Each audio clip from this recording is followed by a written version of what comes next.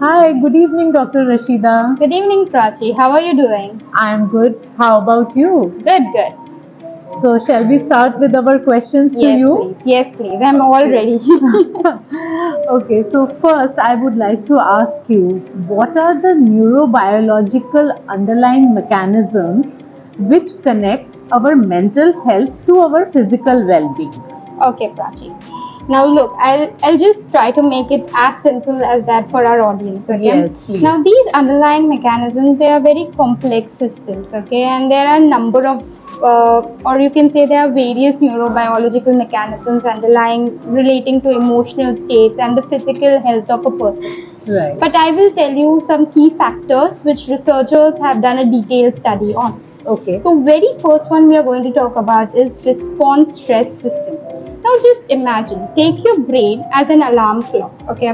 Okay. Now we know that every morning our alarm goes in and out if we are really prompt in keeping it, okay? Right. But once a person tends to have an emotional stress on them, what happens to this alarm clock in terms of response? It releases certain chemicals called as cortisol and adrenaline. Okay.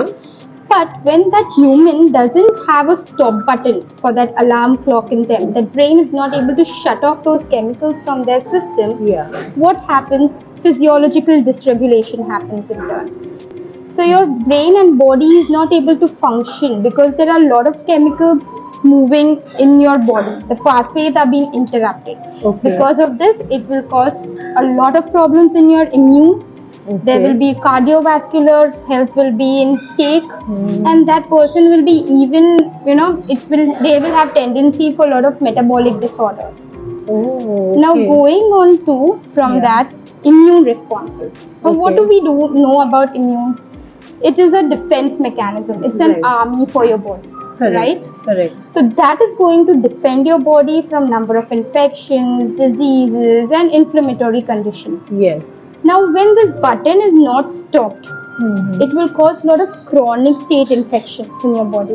Your body will not able to respond, so that person will get a chronic ailment. Yes. Might be a lifestyle disorder like Okay. diabetes or kidney issues. There are many of them, right? Right. Even are the autoimmune diseases also related here? It might be.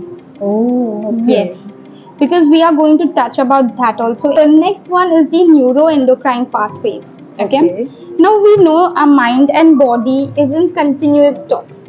Okay. Yes. How do they talk? By number of neural pathways. Correct. Or it's also, let me use the technical term. Sorry guys, yeah. It's called as the hypothalamic pituitary pathways. HPA pathways they are being called as. Okay. So these pathways, when they are being interrupted or blocked because of these chemicals, your mind-body connection is not able to talk to each other because there is a road blockage in between. So what will happen? Right. Again, these diseases like high blood pressure, then diabetes, Right. gastrointestinal infections, obesity. There are many such things which come into play. Okay? Right. Then comes health behavior. Okay. Now in health behavior, what all you can list? You have exercise, Yes. sleep, substance use, like as in people smoke, all that. Okay, Alcohol. as well as diet. Correct. These are the 4 major health behaviors. Okay. Now, if your body is not able to function properly because of continuous emotional stress, mental stress, might be in any such environment they are going through, Right. there will be binging disorders. There will be overeating happening, Right. which will eventually lead to obesity, over smoking, excessive alcohol consumption. Right. So wherever you go, in rehab centers also, or you take people, you will know from their face itself that there is some or the other emotional pains they are going through. If not, it will be behind the closed doors. Yes. Right? Exactly. Leading to the next factor, which is psychosocial factor. Okay. Right? What is psychosocial factor? Their group. You need to see that person, which group they are being supported in. If we say we are always a reflection of the influence we are under. Yes. Are they good people? Are Right. they bad? Or we are in combo? If there is Yeah. a job pressure that person has, Yes. their family pressure, Yeah. why these things happen, why people, they go for suicide. There are so many binging disorders. If there is a lot of mental stress a person has, why is it?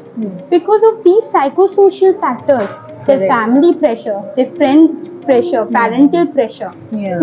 So these people should have such a support group, access to easy healthcare professionals, so they can maintain calm and cool in such states. Right. So these are few of the underlying mechanisms first which we need to identify, and then we can approach towards it.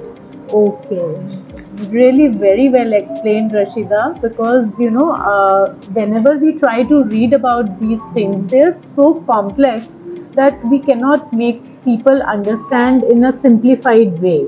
And I'm very thankful to you for giving such a lovely insight.